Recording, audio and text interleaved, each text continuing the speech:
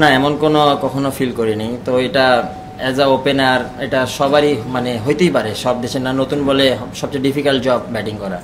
তো এটা part of game. কেউ তো আর ইচ্ছা করে মানে আউট হতে চায় না। তো ব্যাটসম্যানরা মানে প্রত্যেকজনই আমরা হয়তো সেট হয়ে আউট হয়েছি।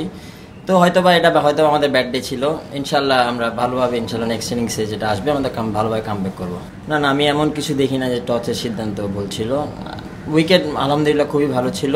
হয়তোবা আজকে আমার দিনটা ছিল না, ইনশাল্লাহ ভালো হয়ে যাবে ইনশাল্লাহ। না, আমি তো শর্টস তো অবশ্যই, শর্টস না খেললে তো রানও হবে না। আপনার গলেও আমরা মোটামুটি ভালোই শর্টস খেলছি, যেগুলো হয়তো বা বাউন্ডারিও আসছে। তো আজকে আনফর্চুনেটলি সবাই হয়তো দিনটা ছিল না আমাদের।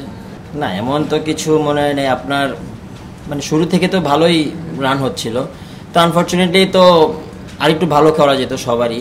তো হয়তোবা কেউ হয়তোবা সেট হয়ে আউট হয়েছে যে রানটা আর ওরকম বড় হয় নাই। তো দেখা যাক কি হয় ইনশাল্লাহ। উইকেটটা ছিল একটু স্লো ছিল, এটা সত্যি কথা। তো আশা করি 270 280 গুড স্কোর।